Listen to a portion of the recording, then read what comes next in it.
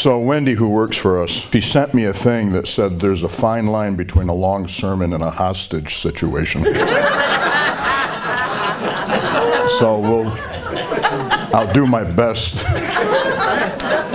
to, and then somebody else came in, another patient of mine said his mother always told him that the head can only absorb what the butt can withstand or something like that. So hopefully before your butts all give out, your heads will. I must be a little crazy to tackle this one. The thought of it was, the last 3 years or so, I think everybody would agree it's been pretty stressful on everybody. And, you know, I'm of the same values and core beliefs that what you are doing here is important and it's good. The problem is when you feel that you're constantly fighting against something negative or evil, that it often leaves us forgetting how much we're blessed with. It becomes a habit to think negatively, and it's really unhealthy for you. When people come to me, often, one lady in particular, she said, "Why do you always feel it necessary to make jokes?" Because I tell terrible jokes, as people who know me will tell you. And I do terrible, it's incredible, tremendous, you know. I do terrible impersonations. And I said, well, because it's healthy for you, you know, to laugh. And she goes, well, I don't find you very, very funny. I said, well, I'm not trying to make you laugh. I'm trying to make myself laugh so I can survive you, you know. She doesn't like the hallway. Some of you know, been in my clinic. There's a hallway and you come, she goes, I don't like having to walk down that hallway. I said, because there's a mirror at the end of it. That's what you don't like. And that's true sometimes. You know, the things that we don't like often are in us, but we don't realize it. We see it in the other person, you know. A little background. I'm a Jamestown guy. Grew up and went to school there. Finished high school, did 1 year of college, pre-med, dropped out. Hated school, didn't want to be in school. Got into the trades. I did 2 years of an apprenticeship with HVAC, heating, ventilation, air conditioning systems. Mostly what I did was make ductwork and install it. And after 2 years of that, I said, that's enough of that. I got hired on as a summer helper with an electrical contractor. And my dad was an electrician. And he said, I don't care what you do, just don't be an electrician. So I went ahead and did that. So I did 4 years more apprenticeship training, so 6 years of apprenticeship training. And then I started my own company. And I did all the WCA hospitals wiring for 3 years. I did quite a bit. I had 20 union electricians working for me by the time I was 28. And then I said, you know, I think I'm gonna go back to school. And they laughed at me and said, as what? To do what? I said, to be a chiropractor. And the one guy that I knew who was a medical physician really thought I needed psychiatric help. In fact, not too long ago, a guy came in and said, you know, he really was worried about it. And, but that's what I did. And then I went out to St. Louis, finished up that, got my bachelor's degree, finished that up, and then I went back for 3 more years to do another program in clinical neurology. And then I got board certified as a neurologist, taught clinical neurology for about 8 years, all over the country and in Canada. Then I went to England and I did a second doctorate. I went to Lancaster University, St. Martin's. That's in the top 1% of all the universities in the world. That was 9 more years. So I'm 108 years old. What do you think? Nice hair? So the reason I'm telling you this is because all of those experiences really affected the way I think and the way I see things. And starting off as a trades guy, I wasn't a college kid, right? I didn't think like a college kid thought. I thought like a trades guy. One of the things being an electrician is there's constraints to your fantasies. I mean, if you could go up to a 480 bus bar and go, well, I identify as an insulator. And you know how that's going to work out. So the point is, how we think is often a mystery to ourselves. And one of the things about human beings is that we really don't like ambiguity and we don't like uncertainty. We like to limit those things. And so what we try to do is we like to create categories and labels. And so we've got, we're here and they're there. We got to do something, and it creates conflict all the time. And because of that, there's always a divide. Now maybe the greatest divide of all is life itself. What constitutes being alive? And do you know something? They still can't, no one can come up with an agreed upon definition of that. They can't tell you what it means to be alive. They'll talk about categories, like they'll say, well, you have to adaptive to your environment. You take and consume energy, you expel waste, all of these different things. And then they even included, it had to be included as a cell, but viruses don't fit that category. So like there are these quasi life forms. And I can remember through a lot of lectures that I took and a lot of classes, it started to really bother me. Like when I was a young kid, I was in church and I said, well, how did it all start? And they said, well, in the beginning there was nothing, and then God spoke it into existence. I said, just like that? Yep. I said, wow, that didn't really do it for me. Then I remember being in a chemistry class, and I said, how did it all start? And he said, well, in the beginning there was nothing, and then there was this big bang, and it all just showed up. I said, that's the same thing they told me at church.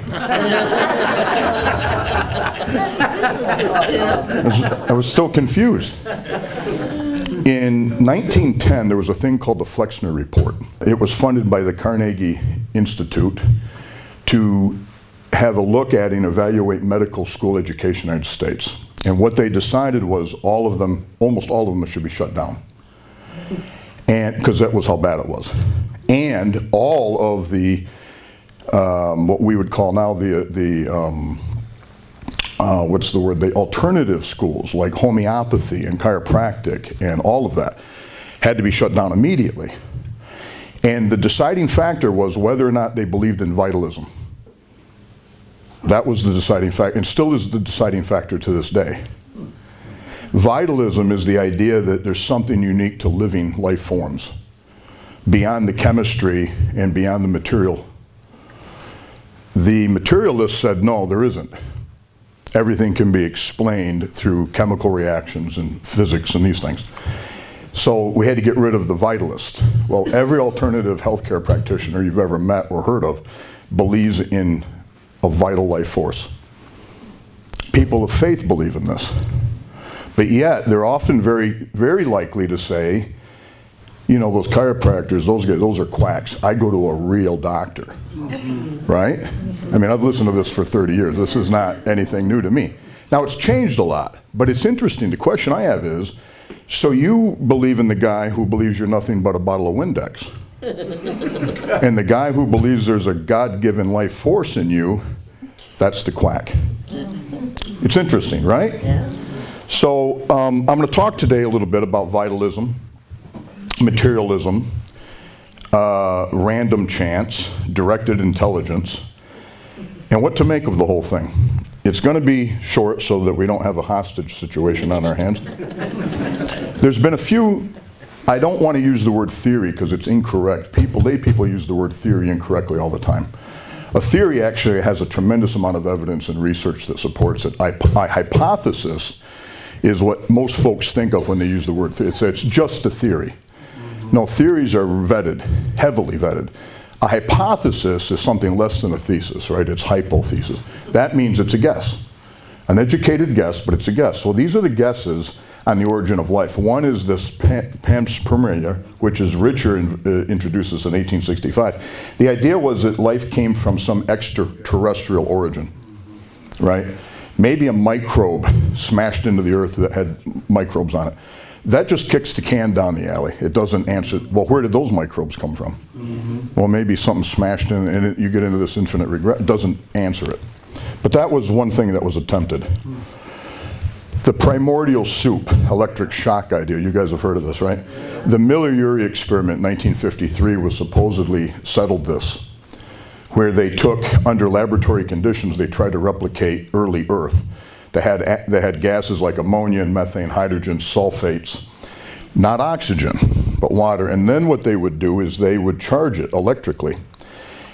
And they kept it at a temperature just under boiling. They would do this, and 15% of the carbon from the methane got converted into simple compounds like amino acids, which is what proteins are made of. Well, they said, well, there it is. It's proof positive that under the right conditions you can create. And they did do this, and it was replicated. Now, I want you to notice one thing about yourselves. As I go on tonight, notice how you have emotional reactions to things that I say. Things you agree with, things you don't agree with. Is that voluntary or involuntary? Are you choosing those reactions, or are those just something that's been part of you?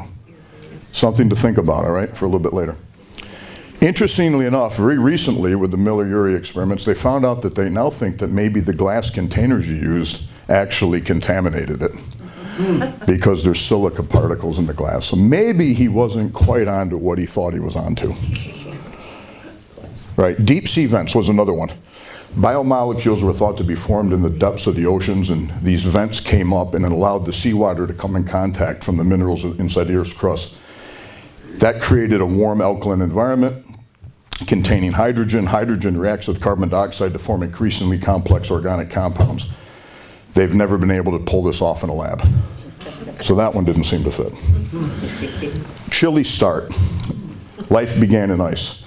They proposed that in 1994, that repeated cycles of freezing and thawing may have accelerated some of the chemical reactions necessary. Again, hasn't been able to hold up. Community clay theory was introduced by an organic chemist. And that suggests that the first molecules necessary for life formed from clay. Molecules learned how to replicate within crystals, which is called a genetic takeover, similar to genetic mutations. Organic molecules began to organize themselves with a directed intelligence. All experiments prove this has failed too. Simple beginnings. Life began from very simple molecules, by these molecules interacting with each other in cycles of reactions. And these reactions are thought to have changed simple molecular structures into more complex cellular membranes, leading to the development of living cells. Now that made sense until we started to understand how complex cells were. Cells, at the time that Darwin came up with his idea, was just thought to be this amorphous glob of stuff. Now we know it's as complicated as the universe. We could not even begin the discussion of how complicated a cell is, one cell. Now we have this intelligent design idea, which most people of faith, you'll feel yourself feel a little warm and fuzzy about this. You'll like this. People who don't have the exact opposite reaction to it. It's as if the idea that it could be created by a higher is almost so unacceptable to them that they will not and could not.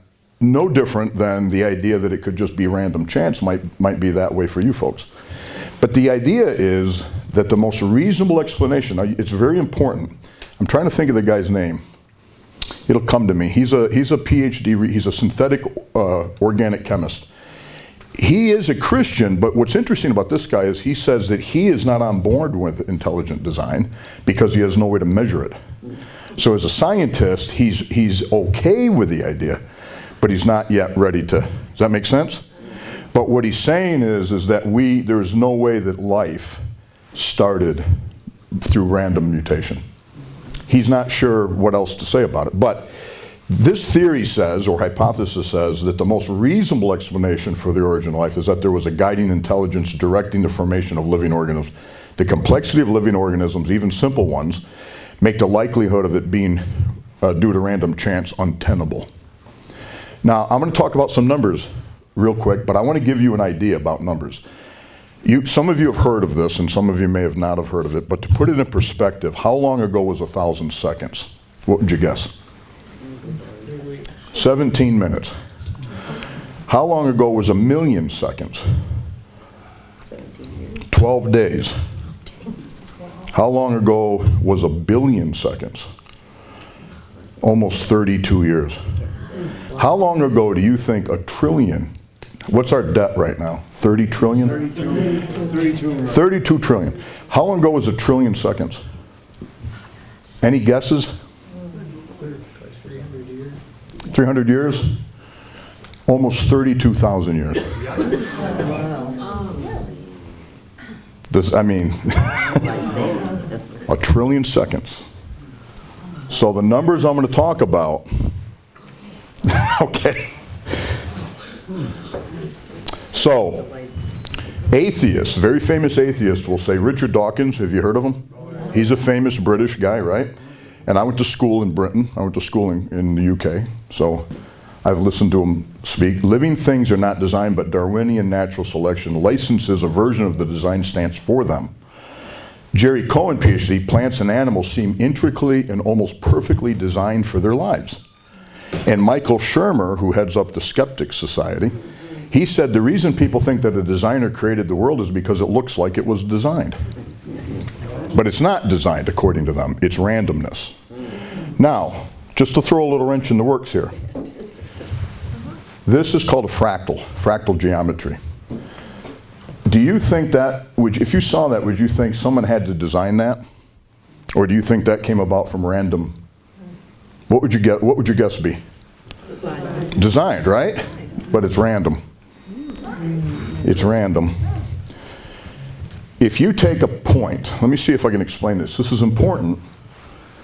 Let's say that a molecule was to form and just arbitrarily be here, here, and here. Just arbitrarily. And you can move this anywhere you want. And then another molecule suddenly appeared here.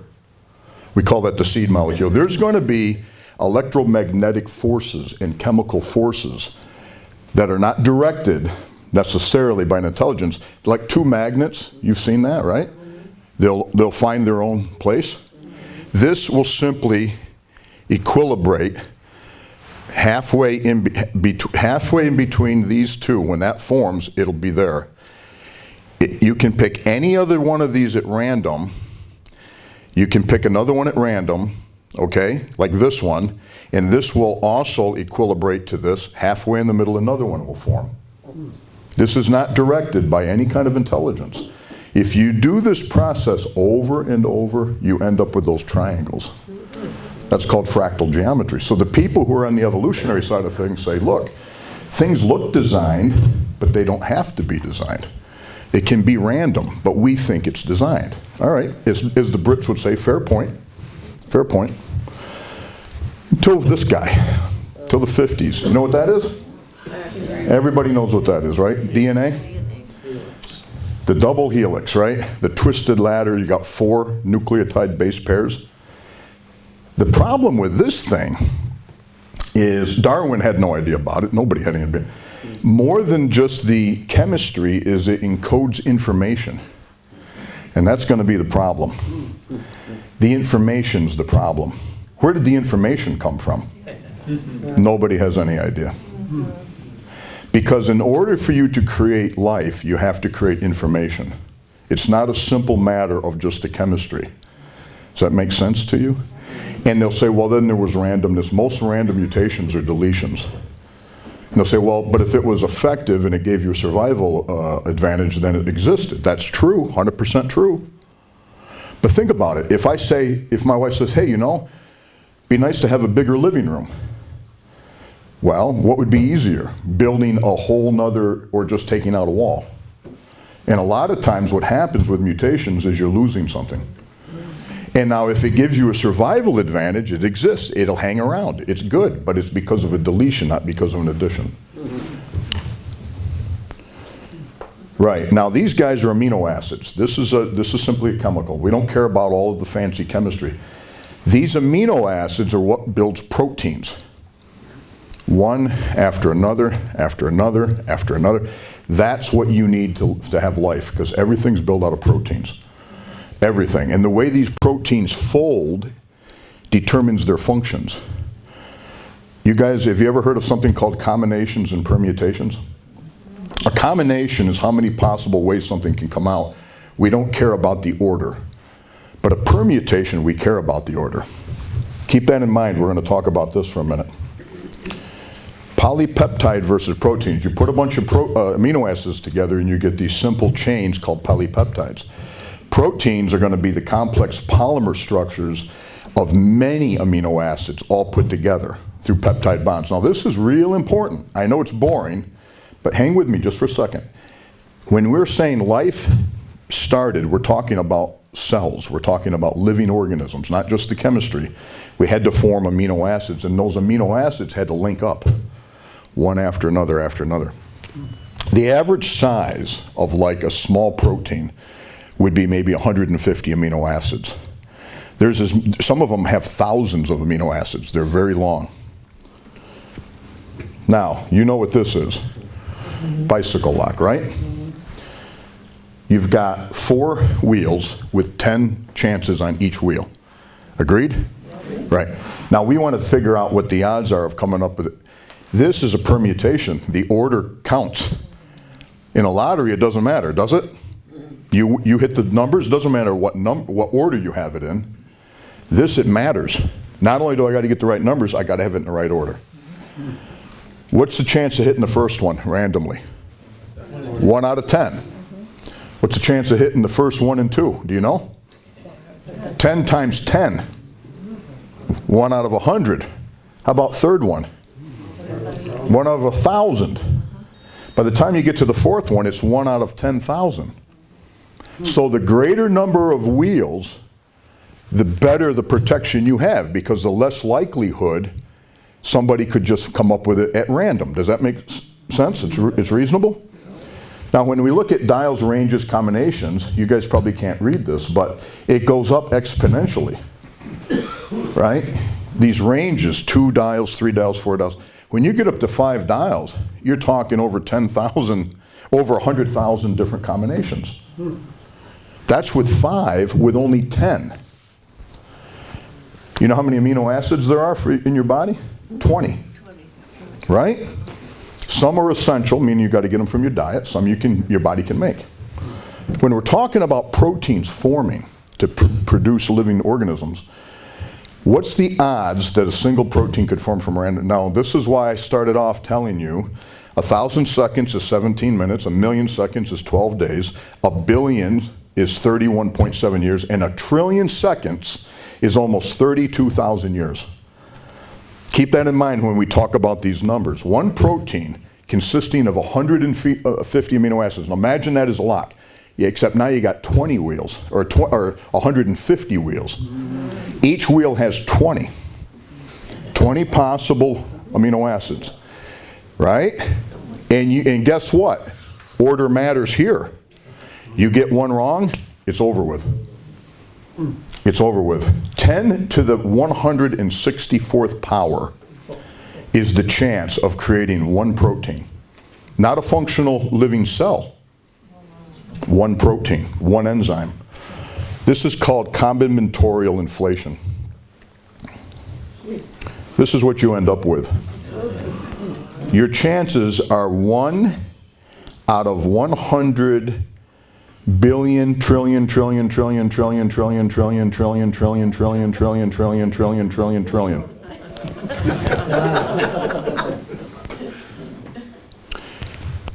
Remember I don't know, maybe you never saw the movie. It might have been Dumb and Dumber with Jim Carrey, and he says to the girl, "So what's the chance of a guy like me getting with a girl like you?" Not good. Like 1 in 100? She goes, "No, like 1 in a million." Do you remember what he said? So you're saying there's a chance.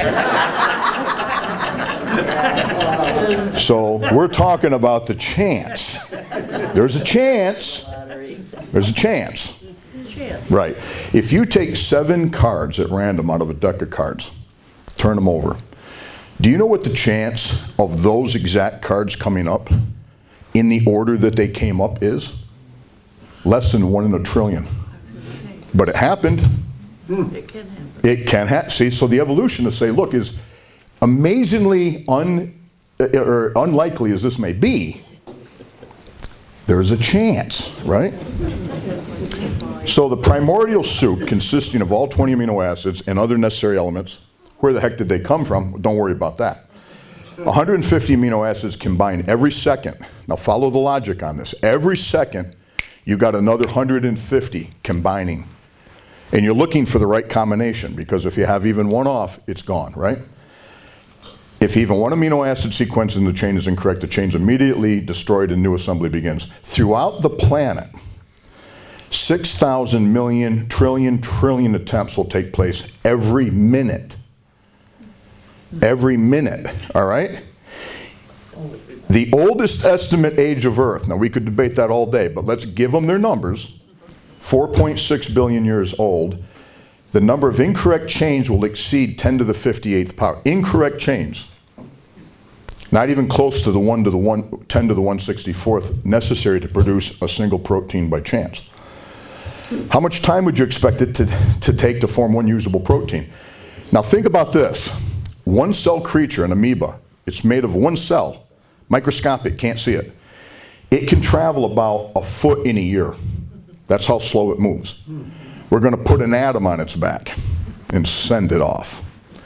We'd like it to go all the way across the known universe, which, by the way, is 90 billion light years away. Now, they say the visible universe is that way because we can see half of that distance with what the light's doing. It goes all the way out, comes all the way back, gets another atom. All the way out, all the way back. You understand what a light year is? Everybody knows? How fast does light travel? 186,000 miles a second? That's how far light travels in a year. 1 year.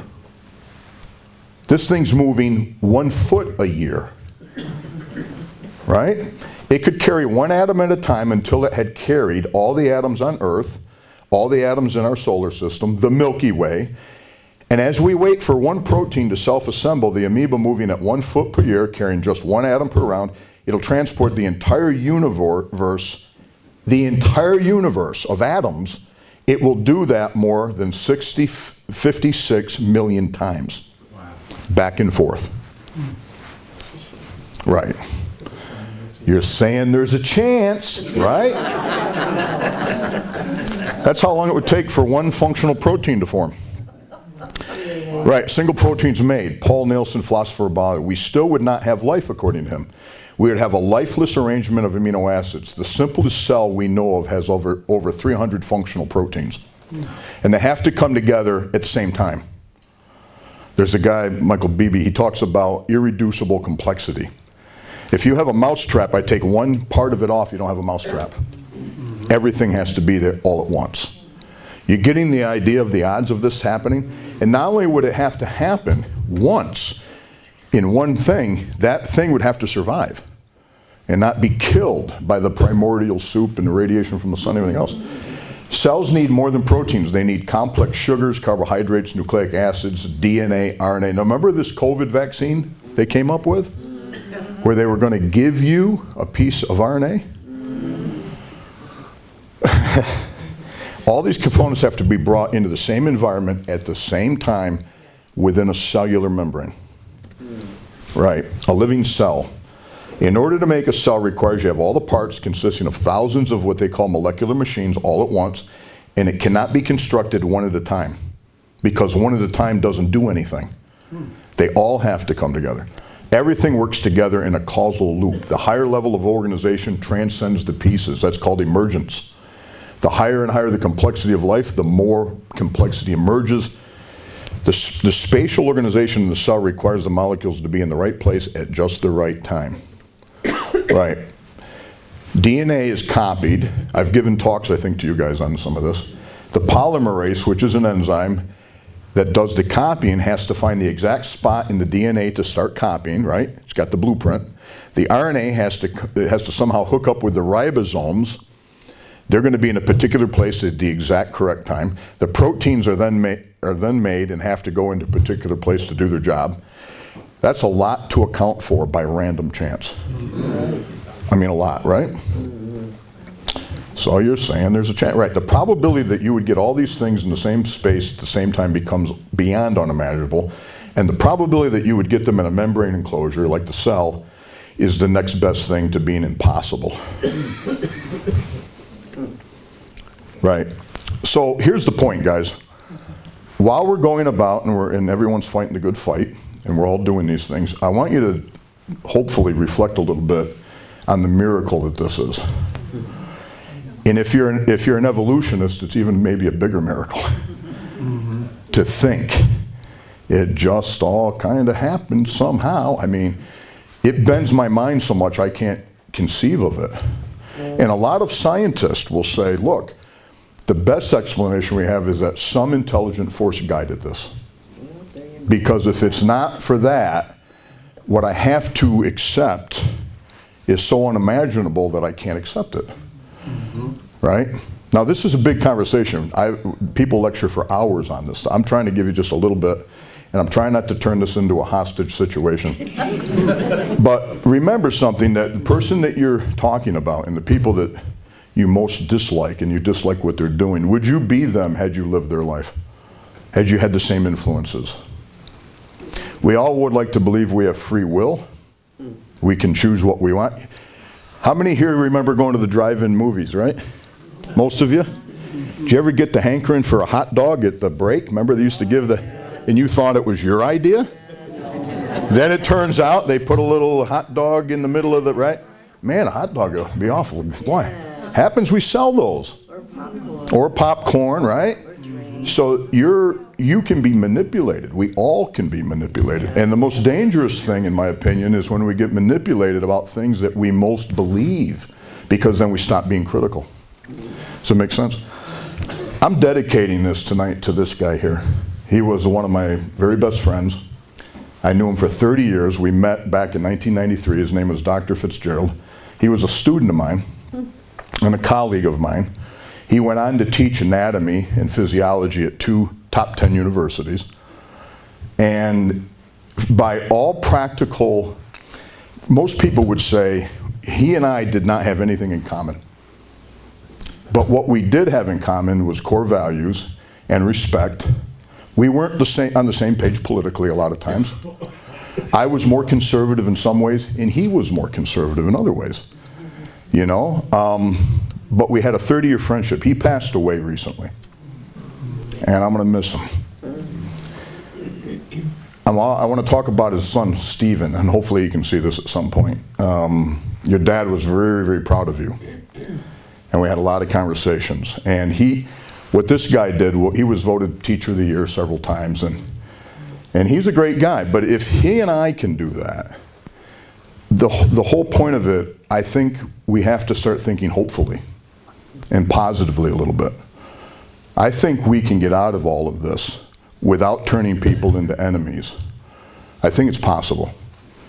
Thanks for tonight, guys. I appreciate it.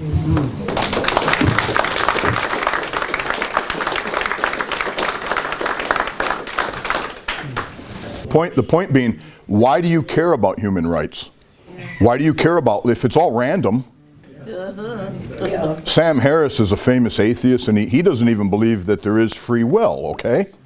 But then he'll go right on to say, and we got to do something about religious fanaticism. And I'm like, but even your thought, that wasn't your thought, right? You didn't come up with that. There's no such thing as free will or moral agency. Everything the Tea Party stands for, the Constitution, everything is based on the idea that we're not just a bunch of random. That's why this is important. Everything you talk about has no meaning if it's all random. Because we're just pinball, we're just bouncing around mindlessly. I have a very hard time believing that, and a friend of mine who I went to school with a long time ago, his name is Dr. Cox, he said, well, I just know it. And I said, he's from Mississippi. I said, how do you know? He goes, I know it in my knower. And the truth is, we know certain things, I think. Human beings can know certain things. And I feel this kind of, my goal tonight was to say, the reason that this is all important is because I don't really believe it was just random. And I think human life means something. And I think people mean something. And despite differences, if Donnie and I could have a 30-year friendship, and you know why? Because I wasn't trying to be something other than what I was. I wasn't trying to put on a show for him to show him how racist I wasn't and how hip I was and how woke I was. And I'm like, yeah, I think I'm asleep. I know about being woke. I think maybe but we had real conversations. And you know, as the Brits would say sometimes, fair point. Because he'd say something to me, and I'm like, you know what, fair point, man. What do I really know what his life was like?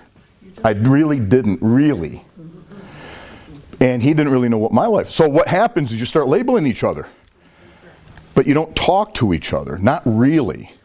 Most of us we're quiet, patiently waiting for the other guy to shut up so we can straighten them out. I already know what you're going to say. If you just shut the hell up, I could straighten you out. That reminds me of a terrible joke. What does one Baptist say to the other Baptist in a liquor store when they see each other? Nothing. No, anyways. A minister told me that. You guys have any questions for me? And then I'm out. Yeah, Jim? I got one, Doc. So, on one of your screens there, when you were going down, you had that one point where you had a list of things, and your remark was it was naming off a bunch of these scientific names, RNA, DNA, and then you raised your eyebrows. You went like this to us, and then you went on to the next point. You said this is the RNA that they want to give you. Right. Okay, expand on that. So the idea that it's so simple, that it's no problem, that we vetted it and we've tested it, and we know what it's going to do. Seriously? And it's never been tried. This was a new thing, right? The reason I'm raising my eyebrows, well, my hair was in my eyes a little bit, but I mean, other than that, you know, I don't get it. You've heard of phantom limb pain. I got phantom hair. You know, I get it in the shower, I'm still, you know, I shake it up. Can't help it. The point is, when you start to understand, and I'm telling you, I'm totally unqualified to give this lecture. I am not a geneticist. I know the basics, but I'm not. So when you get into people who really know it, the complexity of a cell, one cell, and to think that you're going to just give an mRNA, gene therapy, and actually know what it's going to do, and you can see how it's turning out. Badly disastrous. Right? Yeah. What offended me about it was the hubris, the unbelievable gall to stand up in front of the world and say, we've got it figured out. Yeah. Really? You do, huh? Nobody has it figured out, I'm telling you. So that was what it was about, was to take something so unbelievably complex and think that we have a handle on it. So you're alluding to the vaccine? Yes. Yeah. But not just the vaccine. The idea that we're so flippant about, well, just one thing led to another, and we just, you know, and then next thing you know, you had this organism and another one developed. And if you dare question it, you're an idiot. Yeah, right. You know, I'm like, no, hold on now, wait a minute. Really? I must be a profound idiot, because the chance that this all could be happening, it just becomes untenable for me. It's not something I can get my head. So I'm humbled by this information. And that's kind of what I'm thinking. I'm hoping today we're all humbled by it. We're all part of this thing, this miracle of life. I mean, even the people you don't like are part of it. You know what I mean? And let's not forget that, because it's too easy to just point the I talk to people all the time, and they'll say, well, man, that sure explains those dumbass liberals and why they do what they're doing. And of course the other ones come in and go, same thing. Oh, no, one of those paranoid conservative, you know, that explains the way they think. It explains the way we all think. And until we can start seeing ourselves as one family, one human family, this bickering and fighting and division will go on forever. And it has gone on forever. So that was my goal tonight, was to just hopefully bring a little bit of awe and wonderment to something I think the folks here already have. But hopefully just the numbers alone. I mean, how long ago was a trillion seconds? Almost 32,000 years. So when these politicians talk about the debt, like, you know, it's 30 trillion. And when our esteemed president, it was billion, trillion, whatever. I mean, there's a big difference. And when you're talking about these numbers, then we can't conceive of it. It's not possible. So, yeah. Are we good? Anybody else? All right. Thank you, everyone. Thank you. what we will do with the cutting board that Colonel donated is we will have a drawing next month and we'll have it up ahead of time. So kind of after the So our next meeting will be the 4th.